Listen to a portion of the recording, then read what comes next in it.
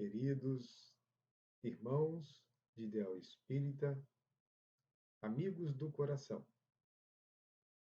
estamos com o coração pleno de alegria, porque, mesmo nesse momento de distanciamento social, eis que surge a tecnologia, essa materialização da inteligência humana a serviço do bem, para aproximar os nossos corações uns dos outros. Que durante esses momentos nós sejamos agraciados com a melhor compreensão possível acerca do tema que iremos discorrer. Será uma narrativa despretensiosa, acolhedora, esperando ser favorável à nossa proposta de levar àqueles que porventura estejam vivenciando momentos dolorosos, se não as respostas, mas, no mínimo, as ferramentas que poderemos utilizar para efetivamente encontrarmos o consolo que o Cristo nos oferece quando, diante desses desafios existenciais, o buscarmos na sua plenitude, o buscarmos em espírito e verdade. Iremos trazer algumas considerações a respeito da passagem narrada pelo evangelista Mateus na segunda propositura de Jesus, apresentada no Sermão da Montanha, quando apresenta para os ouvintes da época, repercutindo aos nossos ouvidos na atualidade, a esperança de que, ao vivermos estados angustiosos, na experiência de eventos dolorosos que nos levem ao pranto, que aguardemos confiantes de que o consolo, a ajuda, o amparo, no momento propício, chegará até nós. Que jamais percamos de vista essa perspectiva. Mas o que é o choro em si? O choro, o pranto, ou o ato de chorar é um efeito fisiológico. Lógico, é um efeito fisiológico de nós, seres humanos, que consiste na produção de grande quantidade de lágrima dos olhos, geralmente quando nós estamos em um estado emocional alterado. O, o, o nosso sistema ocular, ele produz uma quantidade de líquidos que diariamente ele tem uma função protetiva e de lubrificação dos olhos. Mas quando essa produção é excessiva, é uma resposta que o corpo oferece ante a um evento que acontece.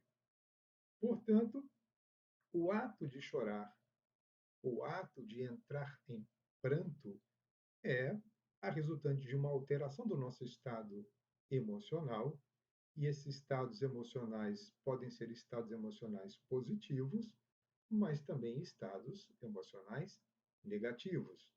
Experiências, portanto, de solidão, tristeza, desespero, raiva, ansiedade, alívio, dor, frustração, rejeição, alegria e até mesmo a gratidão. Essas alterações intensas na emoção, a resposta orgânica é o choro. Então, o choro é o resultado de uma emoção vivida. Seja uma emoção vivida por um estímulo externo, tanto quanto por um estímulo interno. Para materializar a nossa fala, imaginemos que, ao me recordar de um evento agradável, cujas memórias afetivas vêm ao consciente de uma forma muito intensa, eu posso ser muito naturalmente conduzido a esse estado de choro. Então, é uma alegria resultante de um estímulo interno por recuperação no espaço da minha memória de um evento que me fez sentir bem em um momento passado. Então, esse é um exemplo de estímulo interno. O estímulo externo, ele é tão fácil de compreender, mas o mais fácil é diante da dor. A dor física, ela pode levar-nos ao estado de pranto por uma reação fisiológica resultante de um trauma. Então, observa-se o choro porque a dor dispara esse efeito resultante do estado emocional alterado. A raiva, chorar de raiva, chorar de alegria, chorar porque nós estamos sozinhos, sem com quem conversarmos. Embora é bastante interessante que, por vezes, existem pessoas que estão rodeadas de outros seres, mas mergulhados numa profunda solidão interior. Mas há fatores determinantes para que o choro se manifeste. Não somente, né, o estado emocional ele provoca, mas há os fatores biológicos que determinam a intensidade, a natureza do choro, como os hormônios, o estado físico do indivíduo. Há fatores psicológicos, muito ligados às características individuais e traços de personalidades. Por exemplo, existem criaturas que, diante de um estado de alegria intensa, não se permitem mergulhar num choro de contentamento porque compreendem que o ato de chorar representaria para aqueles que estão no entorno dele uma fraqueza de ordem pessoal. Mas também há questões situacionais, normas sociais e ambientais que definem essa perspectiva de como lidar com o choro. Eu gostaria de trazer para que possamos compreender essa questão da influência da sociedade e da cultura na perspectiva dessa manifestação de um estado emocional, porque há uma tribo no norte da Nigéria que adota um comportamento sui generis em relação à educação do ser para respostas emocionais.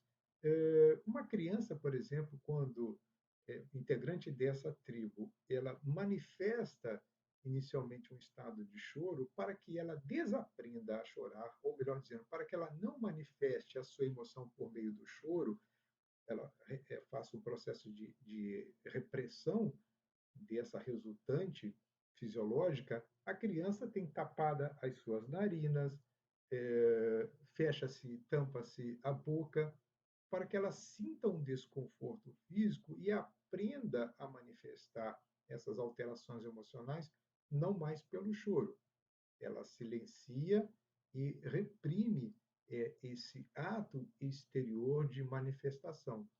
Há uma outra tribo, agora no extremo sul da Argentina, na Terra do Fogo, em que a criança, quando começa a chorar, os adultos se aproximam dela e gritam no seu ouvido. Então, cria-se um reflexo condicionado para que a criança, quando perceba que tem um evento, um estímulo externo ou interno que muda seu estado emocional, ela vai se lembrar. Se eu chorar, vão gritar no meu ouvido, então eu não choro. E eu fico aqui pensando com os meus botões. O quanto isso não pode, né, fazer mal à estrutura psíquica do ser que cresce sobre essas repressões, né? Para a nossa sociedade é algo assim inadmissível, porque nós não estamos mergulhados nessa expectativa ou nessa perspectiva cultural, mas apenas para que tenhamos uma noção de que há questões de normas de convívio social que prejudicam a nossa manifestação plena como resposta fisiológica a essa alteração no campo das nossas emoções. Bem, dito isso, é preciso considerar também que o ato de chorar pode aliviar tensões e facilitar a recuperação tanto psicológica quanto fisiológica após uma aflição ou angústia. Eu já tive oportunidades, né, acho que todos nós já passamos por isso, de um evento traumático, uma situação bastante angustiante, e ao colocarmos para fora, manifestando essa alteração emocional pelo choro, é como se nós nos esvaziássemos daqueles conteúdos. E veremos, na perspectiva do espírito Amélia Rodrigues, de uma forma bastante poética, como ela traz esse entendimento e o quanto é bom nós confiarmos que existe pessoas, existem seres, existem espíritos, existe a divindade que vela por nós. Esse momento de acolhimento, por vezes não percebido, ele precisa ser tornado consciente para que, ao entrarmos em estado de alteração emocional que nos conduz ao choro, esse choro seja um lavar de almas de alguém que confia, embora em estado de sofrimento ou de dor. Mas o ato de chorar também alivia uma sobrecarga emocional positiva. Então, faz bem para a alma chorar, tanto quanto eu tenho um evento negativo, tanto quanto eu tenho um evento positivo, sendo, portanto, o choro considerado um efeito tanto no campo intrapessoal como interpessoal. Intrapessoal, porque eu me vejo aliviado. Por vezes, o que eu não falo, não verbalizo, o choro se manifesta. Então, isso me traz um bem-estar, um sentido de esvaziamento, como eu disse, de uma angústia que me consumia. Mas também tem um efeito interpessoal. O choro, ele tem uma função de comunicação. Quando a pessoa não vive em estado conflitivo, tem uma personalidade estruturada, não se preocupa com os julgamentos que os outros farão a seu respeito, chorar em público é muito natural. E comunica: olha, eu estou precisando de ajuda, comunica: eu preciso de acolhimento, ou eu estou agradecendo, e não uma demonstração de fragilidade, de incompetência, de subserviência. Então, o ato de chorar é um ato benéfico. Portanto, pode gerar uma sensação de bem-estar, mas também o ato de chorar pode conter um componente agressivo. O chorar de raiva, né, é um estímulo negativo, altera a minha emoção, o meu organismo responde por meio do choro. É lógico que é um comando do espírito, o corpo precisa colocar aquela energia para fora, mas se é um choro cuja causa é um estado de raiva, esse choro ele traz um componente agressivo e pode conduzir o indivíduo às vias de fato e fazer com que não somente ele chore, mas durante o choro ele manifeste o seu comportamento também por meio da violência. Então, na obra Primícias do Reino, psicografia de Divaldo Franco, que traz de uma forma bastante poética a perspectiva da leitura do Espírito Amélia Rodrigues sobre essa passagem do Evangelho de Mateus, no capítulo 5, versículo 4, vai nos trazer algumas considerações sobre as quais nós apresentaremos alguns pontos de vista bastante pessoal. Ela inicia assim: todos nós temos lágrimas acumuladas e muitos as temos sem cessar, nas rudes provações, oculta ou publicamente. Vejam, quantos equívocos nós cometemos, talvez não nessa existência, porque estamos numa existência de retificação, nesse esforço de superação do homem velho, produzindo novos hábitos, buscando uma vida mais saudável, mais em consonância com o Evangelho. Mas eu fico pensando, quantas vezes, diante de fatos os mais variados possíveis, eu não senti aquele desejo de extravasar aquela emoção por meio das lágrimas. E não o fiz por um processo de inadequação pessoal, porque essas lágrimas acumuladas, em algum momento, elas irromperão por uma força natural. A carga emocional acumulada precisa ser, de alguma forma, extravasada.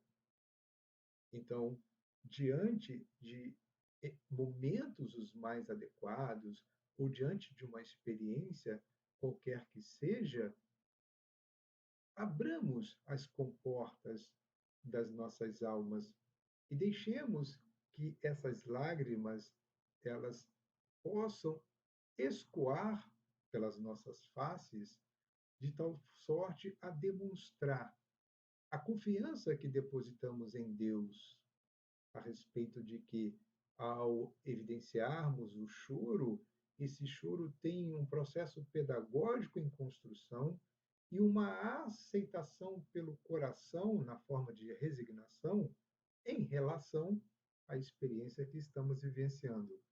Afirma-nos também, Amélia Rodrigues, que longa é a estrada do sofrimento.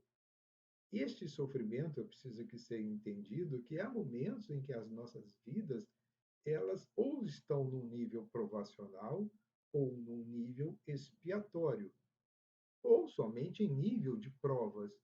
Mas as provas, por vezes, são tão rudes, por força mesmo dos débitos acumulados no passado, que parece que é uma estrada sem fim. Mas não, ela pode ser longa. Amélia Rodrigues não diz que é uma estrada de sofrimento sem fim, mas sim longa é a estrada.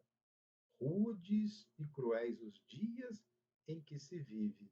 Vejam, a rudeza na atualidade está manifestada na intemperança do outro em relação a nós, nessa agressividade gratuita que estamos encontrando em alguns irmãos equivocados, ou que ainda não compreenderam a essência mais profunda da mensagem do Cristo, e cruéis. Existem indivíduos que, pelo estado do seu primarismo, ou no primarismo em que se encontram, diante das relações estabelecidas com o outro, manifestam-se de forma muito violenta, não por meio de uma violência física, mas por meio de uma violência verbal. As violências que são diuturnamente observadas nas redes sociais, com a agressividade de ambas as partes, parece que nós estamos transferindo o campo de batalha das ruas, como outrora o fazíamos, para o ambiente da tecnologia, agredindo-nos mutuamente, e as pessoas, ao receberem aquelas informações deletérias em relação a si, elas passam por um processo de sofrimento. E esse estímulo externo que chega pelo contato com as redes sociais também tem produzido inúmeros momentos difíceis. Agora imagina como que nós vamos superar esses momentos sem uma base informacional. Olha, isso tudo passa. Isso é o resultado de que da semeadura do passado. Estamos agora vivendo o momento da colheita e cada um está colhendo de acordo com o que foi plantado. Tem de bom ânimo. No mundo só tereis aflições. Tem de bom ânimo. Eu venci o mundo, disse Jesus. Então, embora as aflições do mundo, embora os desafios existenciais que todos os temos, e por vezes conduzidos às lágrimas, jamais percamos a esperança, porque a perspectiva é de superação. Também acrescenta a nobre orientadora espiritual que espíritos ferreteados pelo desconforto e desassossego, corações despedaçados, enfermidades e expiações conduzem-nos às lágrimas. E aí eu me reporto a uma obra de André Luiz, no livro Ação e Reação, quando ele nos apresenta três conceitos de dores: a dor evolução, a dor expiação e a dor auxílio. A dor evolução é a dor que age de fora para dentro. Por exemplo, um acidente. O agente causal é de fora para dentro. Eu sofro um acidente e aquele acidente me traz uma dor e eu preciso entender o porquê daquele evento em minha vida. Se eu fizer esse processo de análise, encontrar respostas que me deem base para a compreensão daquela situação desagradável, eu tenho uma dor que responde em forma de evolução. Mas existem as dores expiação, que são aquelas produzidas de dentro para fora. São os processos obsessivos, o adoecimento resultante da manifestação de um desequilíbrio íntimo, em forma de doenças degenerativas, mas existe também a dor auxílio. Essa dor auxílio, ela surge no momento existencial diante do qual, antes de nos comprometermos mais ainda para com a vida, o mundo espiritual, em sabendo de que dificilmente nós mudaríamos o curso, eles intervêm e desencadeiam algum tipo de processo que vai favorecer o surgimento de um evento doloroso, como aqui mudando o rumo das nossas vidas. São experiências dolorosas que vão inevitavelmente nos levar a experiências de pranto, mas esse pranto acompanhado da certeza de que jamais estamos desassistidos, receberemos este consolo no momento aprazado pela divindade. Todos nós choramos e experimentamos a paz refazente, que é o resultado do pranto colocado para fora, conforme nós já havíamos tratado anteriormente. Esse é um resultado positivo, é uma sensação de bem-estar, é um alívio que advém de termos colocado para fora, né, as lágrimas que falam mesmo que de forma inarticulada. É aquele pedido de socorro, é aquela manifestação da gratidão que se materializa por meio desse fluxo continuado dessa água cristalina que sai da intimidade de cada um de nós. O choro sincero, né? Não aquele choro falseado, o choro sem lágrimas, ou, como diz o adágio popular, chorar lágrimas de crocodilo, né? Ou jogar um lubrificante qualquer para simular um estado que não condiz com a nossa realidade emocional. Não. Diante dessas experiências dolorosas, todos nós choramos e experimentamos o que vem depois. E o que vem depois do choro é a paz. Essa paz é o prenúncio do consolo, é o prenúncio da ajuda, do apoio, do sustento, que recebemos de Deus, às vezes por meio dos que estão mais próximos.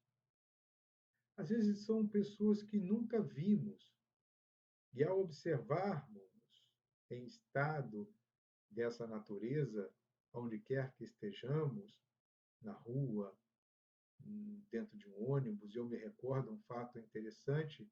Eu estava dentro de um ônibus há um tempo atrás, deslocando-me para o meu local de trabalho, quando entra uma jovem, ela senta e ela já entrou manifestando muito choro, muita dor interior. E eu fiquei compadecido dessa pessoa, me acerquei dela e disse: "Oh, minha filha, já observou como o céu está azul? Veja só, hoje é um dia novo para um novo dia. É mais uma oportunidade que o Criador, o arquiteto do universo, nos oferece para encontrarmos as respostas para as perguntas que ontem fizemos e não conseguimos encontrá-las. Não se limite pela dor. Chore e esvazie-se, mas siga adiante. No ponto seguinte, ela desceu e, ao observar a sua face, ela já apresentava uma outra configuração. Então, esse esse consolo, ele é imediato. Ele ocorre a partir do momento em que nós estamos dispostos e abertos para recebê-lo. Quando alguém chora, portanto, a justiça divina está abrindo uma rota de paz nas províncias do espírito para o futuro que virá. Então, quando esse choro é sincero, resultado de uma experiência dolorosa, se fomos nós que demos causa, normalmente esse choro está associado a um arrependimento profundo, e ao ler as narrativas que encontramos nas obras mediúnicas, os espíritos que se encontram nas regiões de sofrimento, mais conhecidas como regiões umbralinas, eles de lá só saem quando o arrependimento é sincero. No filme O Nosso Lar, isso fica bem característico. André Luiz estava quase que impossibilitado, por força da sua condição mental, a proferir uma prece. Mas o choro dele foi tão sincero, foi um clamor, um pranto por ele manifestado, subiu em forma de oração. Senhor, socorre-me neste momento. Não tenho mais a quem recorrer. Envia-me os teus anjos para que diminuam o meu sofrimento. Então, quando alguém chora, a justiça divina está abrindo as rotas de paz nas províncias do espírito para o futuro. Porque, em se manifestando esse arrependimento sincero, o mundo espiritual de imediato intervém a nosso benefício. O pranto, porém, não pode desatrelar os corcéis da rebeldia para as arrancadas da loucura. Lembrem-se que no início dessa nossa prosa, um dos estados emocionais que carreiam essa experiência de lágrimas vertentes em abundância pode ser a emoção básica da raiva. E a raiva, quando manifesta-se por meio de um choro, traz no seu bojo um aspecto de agressividade. Como a raiva é uma emoção básica e que está ainda constituindo a nossa estrutura emocional, a advertência é o pranto, o choro, as lágrimas, porém, não podem desatrelar os corcéis da rebeldia. Então, é muito compreensível que, diante de um evento desagradável, a emoção da raiva se manifeste e eu até chore, porque alguém me fez mal de forma intencional e eu não consegui compreender os reais motivos dessa agressão. Então eu vou chorar de raiva, mas eu tenho que manter este cavalo indomável atrelado, sob controle, para que, uma vez liberto, eu não direcione esta raiva na direção de alguém, porque ninguém é responsável pelos problemas a que demos causa.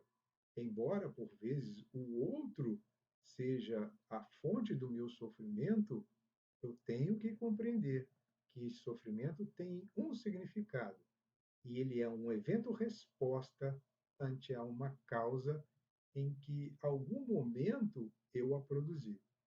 Chorar, portanto, é buscar Deus nas abrasadas regiões da soledade.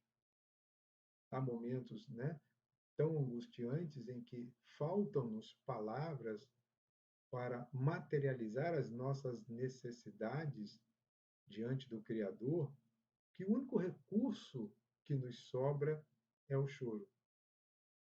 É aquele momento em que recolhemos-nos para um ambiente mais intimista dentro do nosso próprio lar, ou que demandamos a rua para que as pessoas com as quais convivemos não percebam o nosso estado de angústia, e aí sim nos permitimos mergulhar nessa dor mais profunda e endereçarmos a Deus a nossa prece por força das lágrimas. São as lágrimas que caem como letras de um poema em que endereçamos a Deus a nossa petição de ajuda. Eu não digo nada, mas o pensamento carreia para o mundo espiritual a verdade da minha necessidade. Então, chorar é buscar Deus nas abrasadas regiões da soledade, abrasadas porque são regiões em que há realmente brasas, labaredas de fogo que consomem as nossas vidas. Ignorados pelo homem, por todos aqueles com os quais convivemos, que não se sensibilizam diante das nossas dores, Deus lembra de cada um de nós. Então, nesse choro convulsivo, nessa busca sincera de superação das nossas dificuldades, quando na impossibilidade de estabelecermos um diálogo com o Criador, a Ele endereçamos as nossas lágrimas. Os outros podem nos ignorar, mas somos por Ele lembrado. E Deus, porque está em todo lugar, por meio de um de seus atributos, a onipresença, percebe essa necessidade e envia os seus mensageiros, que chegam a nos inspirar, que se aproximam de nós pessoas que possam oferecer-nos o socorro devido, a orientação apropriada, a ajuda necessária. Então, sofrido em toda parte, escutado pelos seus ouvidos os somos. Eu posso estar sozinho no mundo, mas jamais desamparado por Deus. Onde quer que eu esteja, Deus ali também se faz presente. Então é preciso que eu o busque de forma plena. Se me faltam palavras, eu uso o meu pensamento. Se o meu pensamento está obliterado pela situação conflitiva, pela descompensação emocional, que seja pelo choro. O pranto fala o que a boca não se atreve a sussurrar. Essa é a grande verdade. Não foi à toa que Jesus nos convidou. Bem-aventurados os que choram, porque serão consolados. Bem-aventurados os que sofrem, bem-aventurados os aflitos. Vinde a mim, todos vós que estáis aflitos e sobrecarregados, que eu vos aliviarei. É preciso que confiemos em Deus. Esta confiança em Deus é a, ela funciona como um alicerce. A confiança, a fé, a esperança, a caridade são pilares sobre os quais a ponte de comunicação do indivíduo para com a divindade se estabelece. E mesmo que essa necessidade ela seja manifestada por meio de lágrimas sinceras, porque não há condições diante de eventos desagradáveis de manifestarmos-nos de outra forma, o Criador, que a todos nos ama, haverá de ouvir, de nos enviar as respostas. E as respostas que nos chegam na forma de consolo. Agora é preciso esperar, saber o tempo, porque às vezes o tempo de Deus não está na nossa compreensão. Nós queremos respostas imediatas para problemas que demandaram anos e foram por nós criados.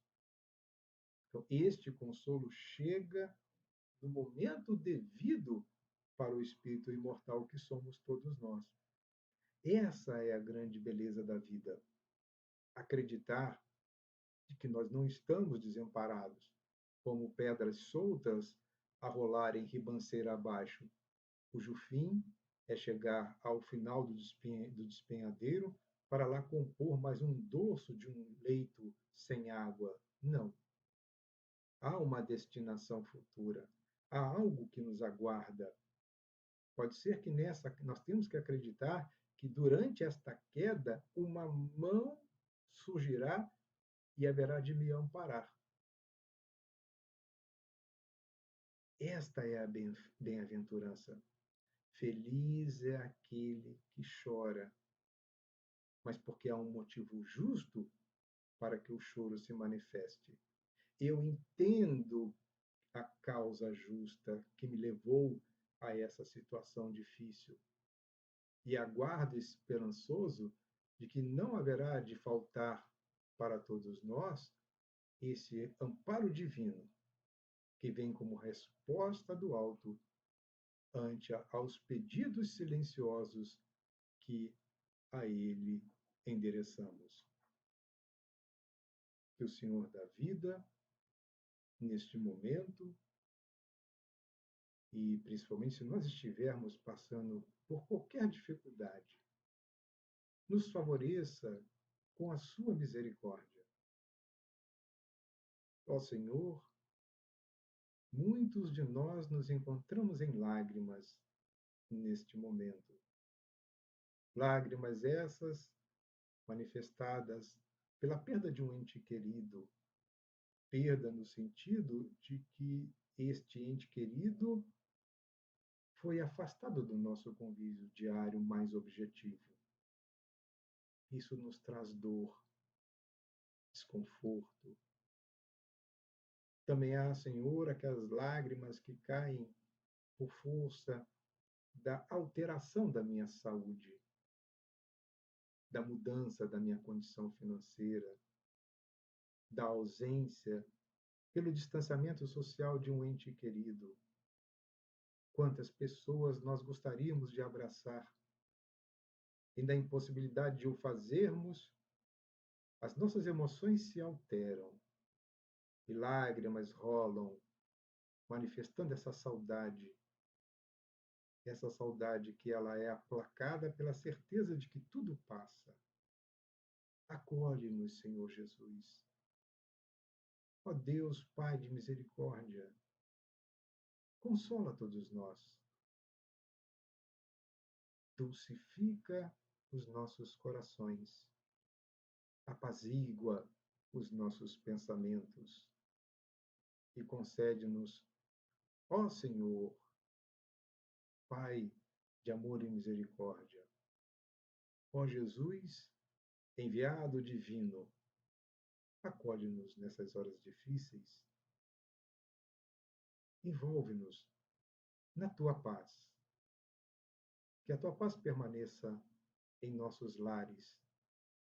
Que a tua paz permaneça em nossas mentes e em nossos corações.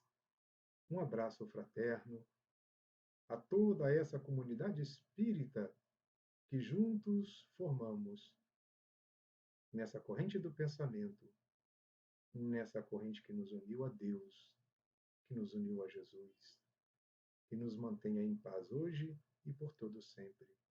Que assim seja. Um forte abraço, meus queridos amigos.